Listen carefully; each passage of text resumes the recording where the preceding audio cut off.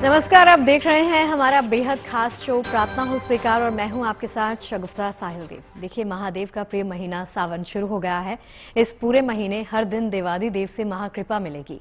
इसीलिए आज हम आपको बताएंगे कि कुंडली के नवग्रहों को आप सावन में किन तमाम उपायों से मजबूत कर सकते हैं। साथ ही सावन के इसी महीने में एक महीने के लिए भगवान सूर्य भी कर रहे हैं अपना राशि परिवर्तन। सावन में सूर्य का ये परिवर्तन क्या प्रभाव डालेगा, ये सब भी आपको आगे बताएंगे। तो चलिए शुरू करते हैं आज का ये सफर।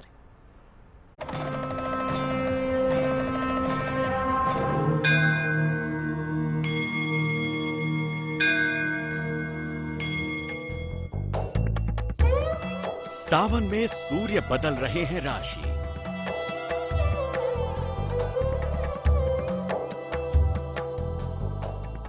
कर्क राशि में गोचर करेंगे सूर्य देव।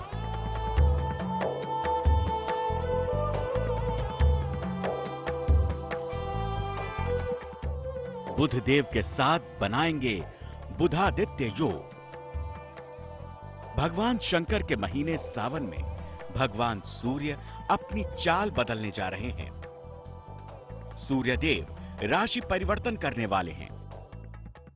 सूर्य देव अभी मिथुन राशि में हैं, लेकिन उसके बाद वो कर्क राशि में प्रवेश करेंगे। ऐसे में सावन में सूर्य का यह परिवर्तन कब और कैसे होगा, साथ ही क्या प्रभाव साथ लाएगा, इसके बारे में जानना बेहद जरूरी है। सूर्य देव हर महीने अपनी राशि बदलते हैं। सूर्य देव की राशि परिवर्तन को संक्रांति कहते हैं। कर्क राशि में सूर्य देव के गोचर को कर्क संक्रांति कहेंगे। कर्क संक्रांति के बाद ही सूर्य देव दक्षिणायन होते हैं। दिन छोटे और रातें लंबी होने लगती हैं। मकर संक्रांति तक दक्षिण में रहेंगे सूर्य देव। सूर्य देव की कर्क से धनु संक्रांति को दक्षिणायन कहा जाता है।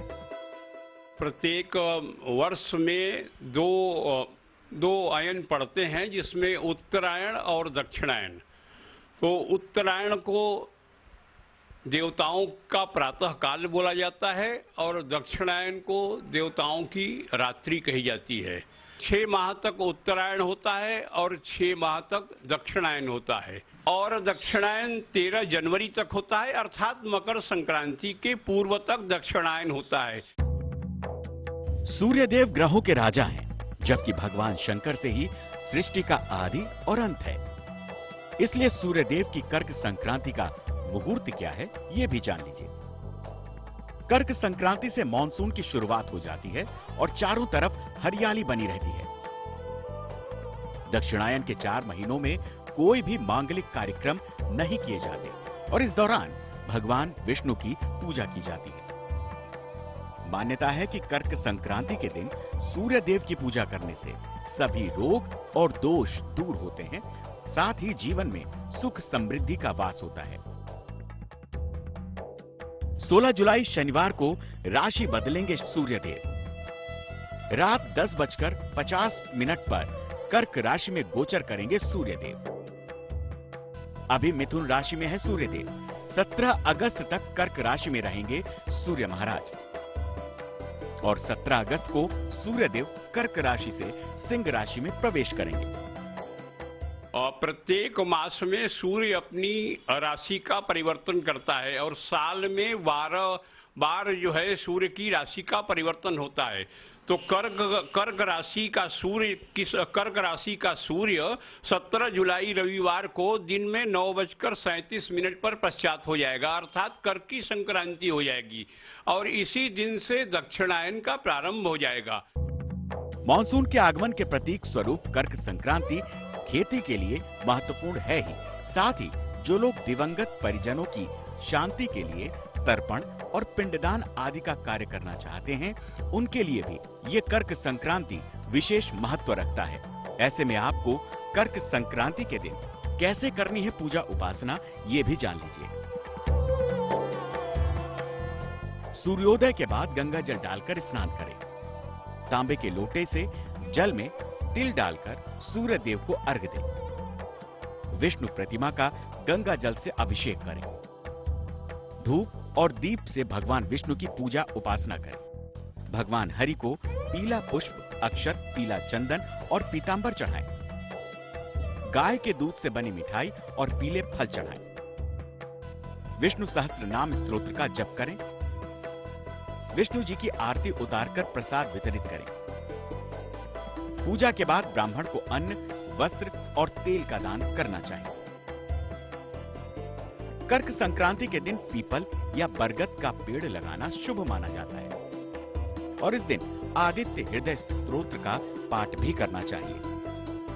तो दक्षिणायन से आप भी भगवान सूर्य के साथ भगवान विष्णु की कीजिए उपासना और पा लीजिए कल्याण का वरदान।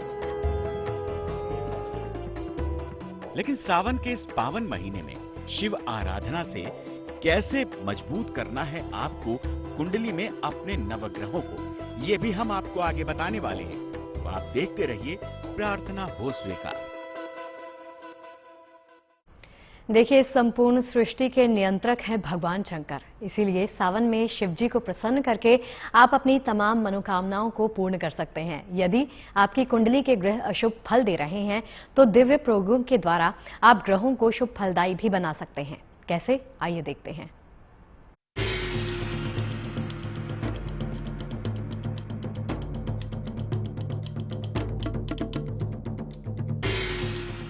महादेव, जिनसे नियंत्रित है ये सृष्टि, महादेव हर कष्ट से दिला सकते हैं मुक्ति।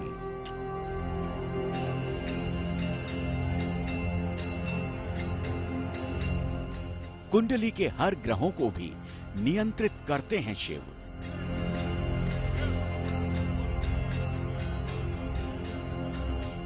जीवन में खुशियां ही खुशियां भर सकते हैं शिव।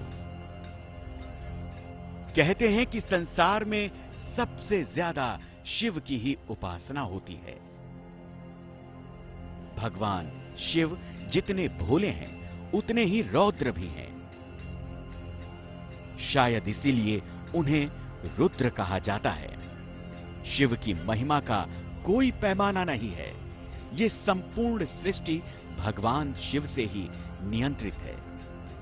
इसीलिए ज्योतिषी कहते हैं कि सावन में शिव जी की उपासना से हर ग्रह को नियंत्रित किया जा सकता है।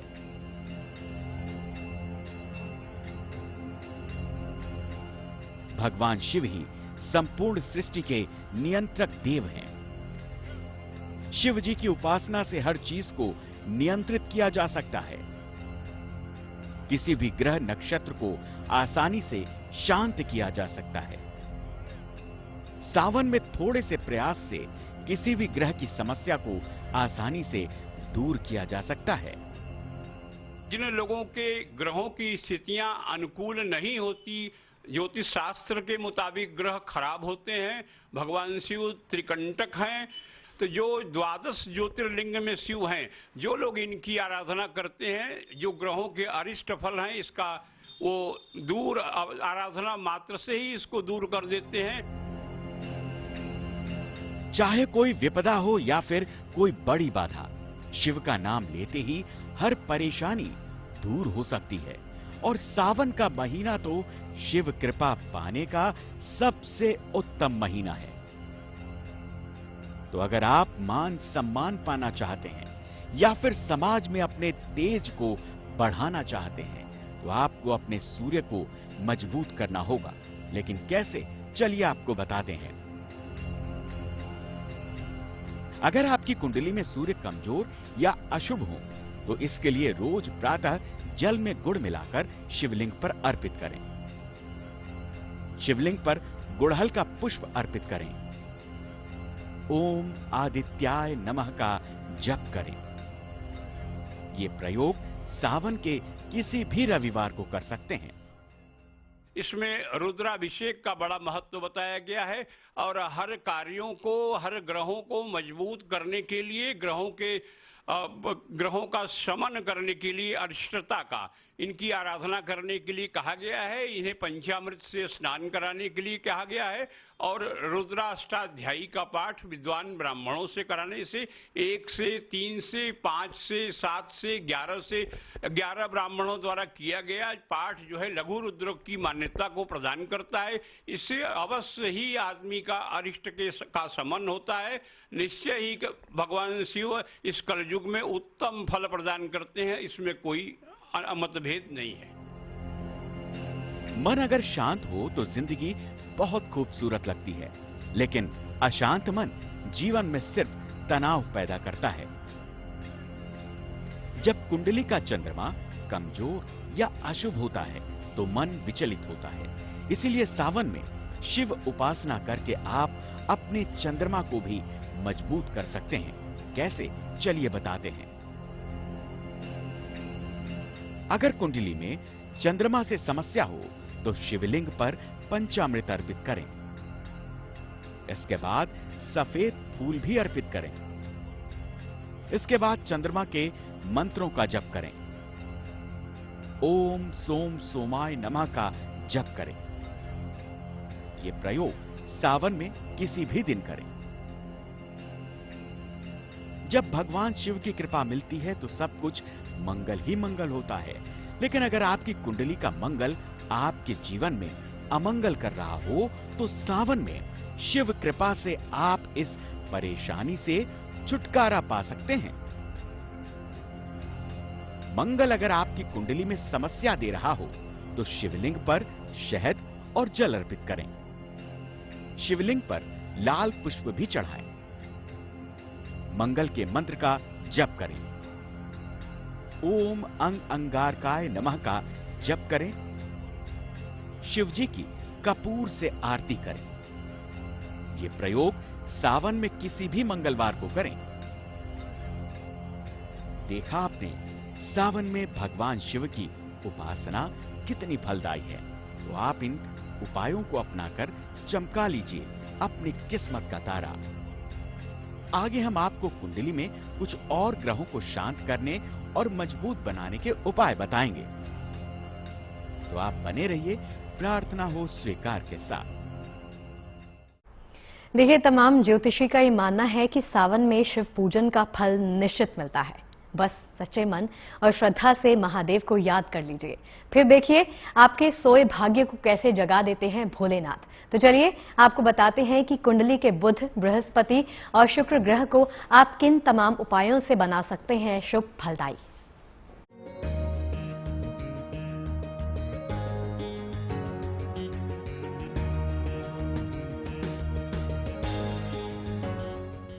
जिनकी उपासना से शांत होंगे कुंडली के दोष।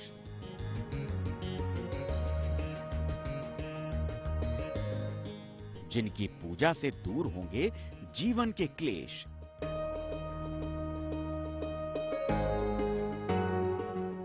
जिनके दर्शन से होती मनोकामना की पूर्ति।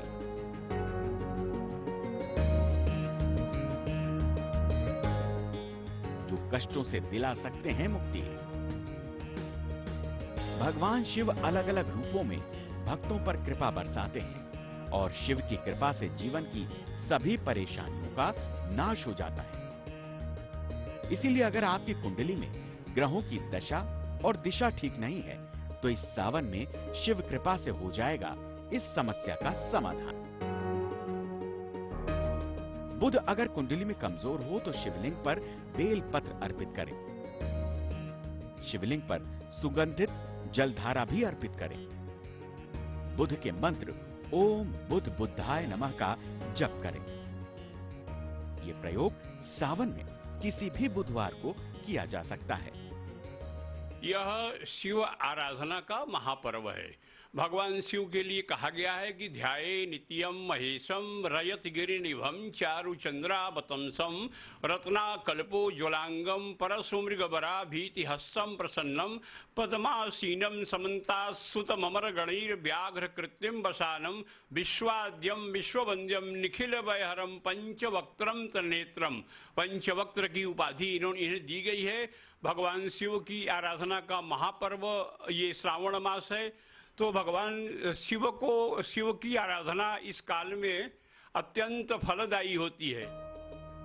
ग्रहों का प्रभाव जब विपरीत होता है तो जीवन में खुशियों का अभाव हो जाता है। इसलिए कुंडली के ग्रहों को अनुकूल करना बेहद जरूरी है और सावन का महीना तो हर समस्या का अंत करने के लिए उपयुक्त है। इसीलिए अगर आपको बृहस्पति से कोई समस्या है तो गौर से देखिए यह खास उपाय। कुंडली का बृहस्पति अगर परेशानी दे रहा हो तो शिवलिंग पर जल अर्पित करें, वेदी पर हल्दी लगाएं और बृहस्पति के मंत्र का जप करें। ओम ब्रीम बृहस्पतये नमः का जप करें। भगवान शिव को पीली मिठाई का भोग भी लगाएं। ये प्रयोग सावन में किसी भी गुरुवार को करें। ज्योतिषी कहते हैं कि हर समस्या का समाधान संभव है, क्योंकि महादेव शिव की कृपा से नामुमकिन भी मुमकिन हो सकता है। लेकिन जब कुंडली में शुक्र की दशा खराब हो या आप पर शनि की टेढ़ी नजर हो तो फिर जीवन में भूचाल आ सकता है। ऐसे में सावन के पावन महीने पर कुछ खास प्रयोग करके आप इन दुर्योगों से छुटकारा पा सकते हैं। शुक्र अगर कुंडली में दोष पैदा कर रहा हो तो शिवलिंग पर जरा सा दूध और जल अर्पित करें। शिवलिंग पर सफेद सुगंधित फूल अर्पित करें। शुक्र के मंत्र ओम शुम शुक्राय नमः का जप करें। ये प्रयोग सावन में किसी भी शुक्रवार को करें। शनिदेव परम शिव भक्त हैं। ऐसे में सावन के महीने में शनि की उपासना और शनि के मंत्रों का जाप कुंडली के शनि दोषों को दूर करता है। लेकिन कैसे, अब ये जान लीजिए। अगर शनि से समस्या या शनि से पीड़ित है तो शिवलिंग पर गन्ने का रस अर्पित करें। इसके साथ ही नीले फूल भी चढ़ाएं। शनि के मंत्र ओम शन शनैश्चराय नमः का जप करें। शिव जी के मंदिर में घी का दीपक जलाएं। ये प्रयोग सावन के किसी भी शनिवार को कर सकते हैं। वैसे तो जो भाग्य में लिखा है वो तो होगा ही, लेकिन शिव वो शक्ति हैं जो भाग्य का लिखा भी टाल सकते हैं। इसीलिए इस सावन में महादेव को मना लीजिए। आपके जीवन के सारे दुर्योग दूर हो जाएंगे। तो हम आपको सावन में दिव्य उपायों के जरिए नवग्रहों को बलवान बनाने के उपाय बता रहे थे। चलिए अब आपको बताते हैं एक ऐसा दिव्य प्रयोग जिससे कुंडली के राहु केतु हो जाएंगे शुभकारी।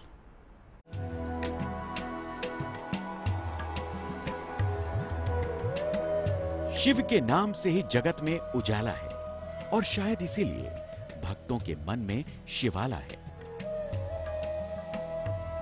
सावन का पावन महीना महादेव की कृपा और आशीर्वाद पाने के लिए सबसे उत्तम है।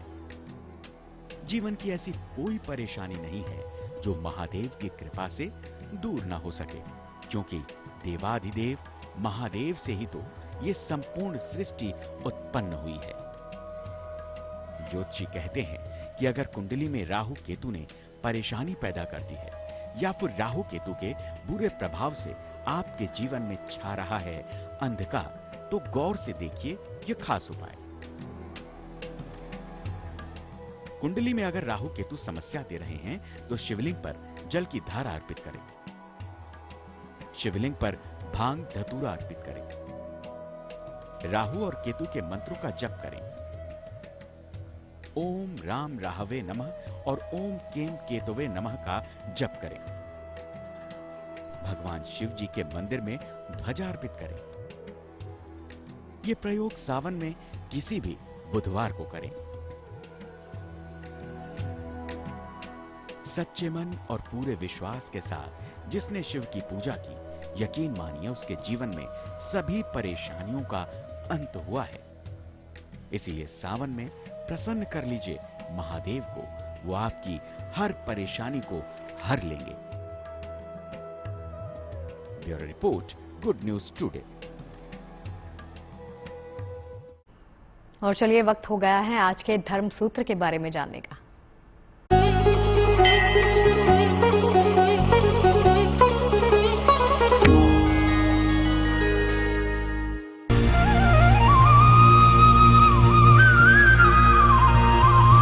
9 का अंक है, ये बड़ा अद्भुत अंक है।